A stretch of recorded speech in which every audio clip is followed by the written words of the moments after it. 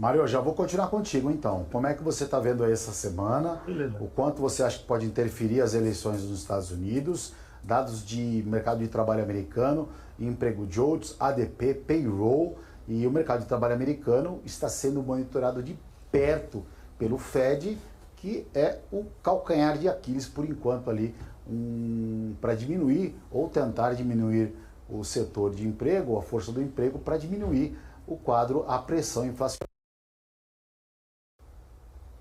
Pois é, Marco, o que nós temos aí esses dias é o seguinte.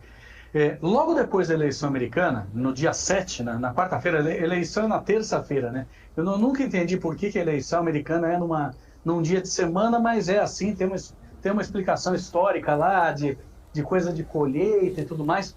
Eu acho que também por ser um partido por ser um país que vem de uma formação histórica, religiosa, com o pessoal que veio perseguido da Inglaterra por razões religiosas e muito com aquela ideia de guardar o domingo, né? Então, bom, o fato é que a eleição acontece bizarramente numa terça-feira e no dia seguinte, que é quarta-feira, dia 7, já tem reunião do Fed. Essa reunião do Fed, ela tem contratada aí, a última vez que eu olhei hoje de manhã, 92% do mercado está apostando em um corte de 25 pontos base e o resto, esse pedacinho está falando em manutenção.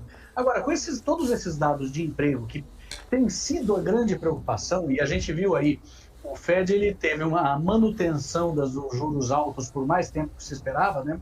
A gente, no começo desse ano de 2024, a gente estava discutindo aí pelo menos 1,5% de corte, ou seja, 150 pontos base de corte durante o ano. Nada disso aconteceu, uma das razões era que a inflação demorou muito para ceder. Só que nesse demorar para ceder, criou-se uma preocupação, e a gente viu bastante isso nos meses de agosto e setembro, principalmente acho que foi no comecinho de agosto, quando vieram dados de emprego ruins, vieram os dados de payroll muito ruins. E aí o mercado começou a temer que o Fed tenha exagerado na dose do remédio. Então, você tenha tido um processo recessivo.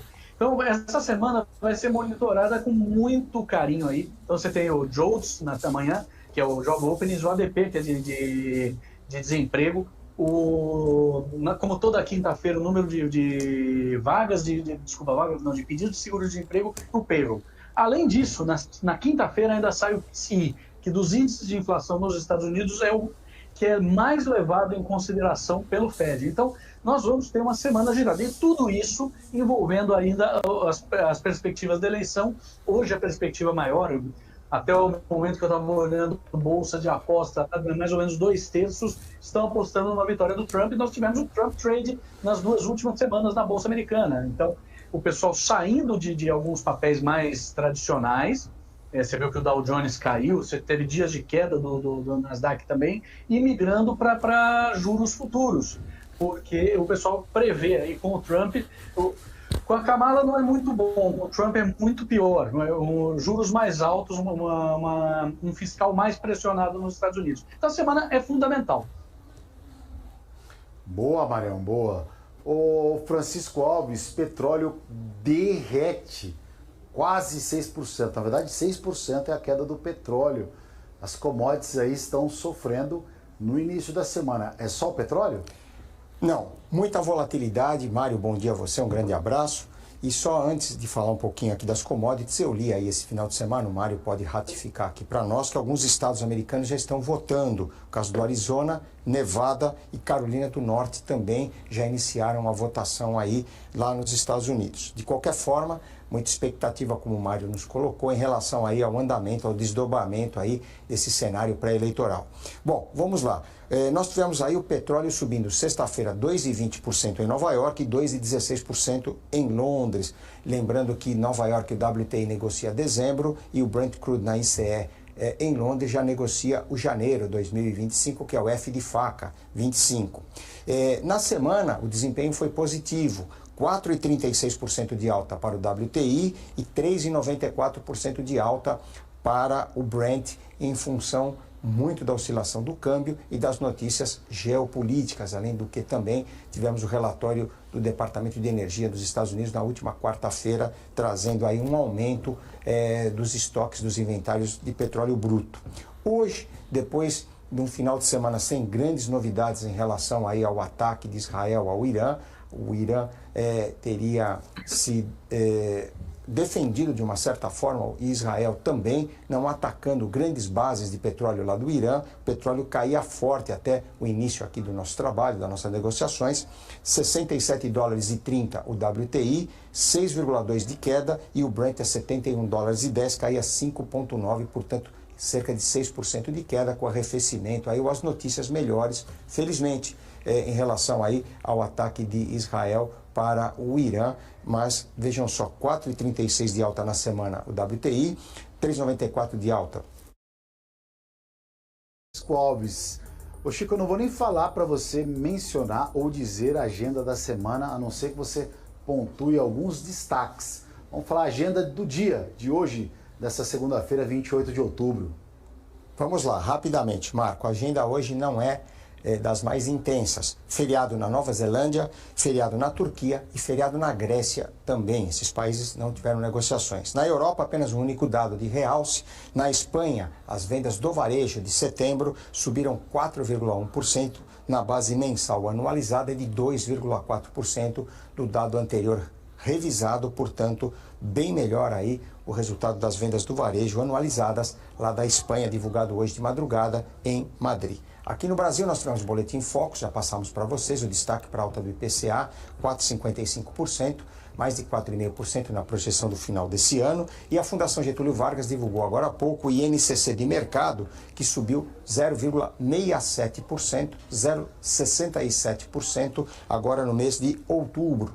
Daqui a pouquinho nós teremos a balança comercial do México. Nos Estados Unidos, apenas um único dado também não tão relevante, não tão importante, o índice de atividade do Fed de Dallas, atividade de manufaturas do Fed de Dallas de outubro.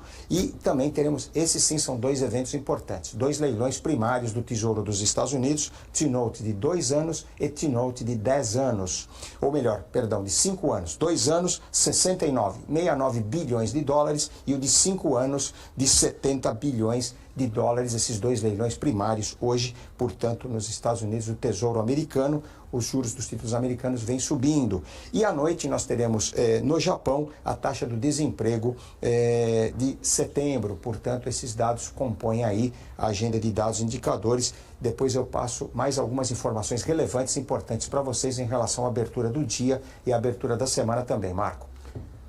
Olha, o índice foi para lá, 132 mil pontos, está 131.915 aqui, trabalhando próximo aos 132 mil pontos, que era o preço justo da abertura do mercado futuro do índice aqui. O dólar também operando em queda, abriu em baixa, não entendi muito a queda do dólar, mas já está fazendo uma correção para cima. Mário Goulart, na sexta-feira, eu acompanhando o noticiário, sexta-feira ou sábado, acompanhando o noticiário geopolítico lá, ataque de Israel sobre o Irã, fiquei um pouco preocupado, porque nunca é ruim, sempre ruim uma guerra pairando aí, principalmente com ataques efetivos. Mas o Israel trouxe a notificação que não atacou nas grandes empresas de petróleo do Irã, e o Irã também falando que não irá fazer retaliação. Essa segunda parte eu já não coloco a mão no fogo, porque todo mundo fala que não vai atacar e daqui a pouco manda uma bomba, um míssil. E esse negócio não acaba e vem atrapalhando um pouco o andar da carruagem. Como é que você está enxergando o cenário lá no Oriente Médio, Mário Goulart? Pois é, Marco. Todo mundo ficou preocupado a hora que começaram a circular as notícias do ataque, né? Se imaginou aí uma disparada de dólar, até porque dos elementos considerados era justamente um ataque às instalações da logística de petróleo, não só de produção, como também de distribuição, de escoamento de petróleo, mas isso não aconteceu. Na verdade, foi feito um negócio muito mais, que aparentemente, a gente não tem como saber todos os detalhes, mas aparentemente foi mais cirúrgico em instalações militares, foi mais ou menos olha, fica quieto aí, a gente tem como atacar alguns pontos nevrálgicos da sua estrutura militar, então vamos desescalar a tensão Parece, eu tô aqui no mero campo do achismo, que foi isso, tá? E isso acabou acalmando o mercado. A gente vinha vendo aí uma escalada de preço. O petróleo Brent ele chegou a cair abaixo dos 70 no mês passado, em algum momento, porque nós estamos com sobrecapacidade. Aí existe uma preocupação muito grande em relação ao consumo, principalmente na China, que não tem mostrado muito vigor na sua economia para demandar muito petróleo. E os países da OPEP+, eles estão constantemente cortando a produção justamente para não chegar num momento de oferta muito grande. Só que o que aconteceu?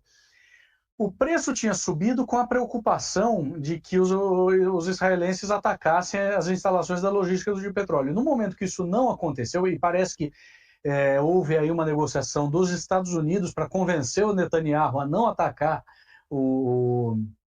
as instalações de petróleo, essa tensão deu uma dissipada por enquanto e o preço do petróleo cai até o próximo capítulo dessa briga, que certamente não vai acabar. Certamente teremos mais capítulos aí em breve. Alguém vai fazer alguma coisa, porque vai lá, para as duas partes é um conflito quase que existencial, então ele não tem muita solução. A solução seria a eliminação completa de um dos lados, só que isso não vai acontecer. Então o conflito vai continuar, o investidor tem que aprender a conviver com isso.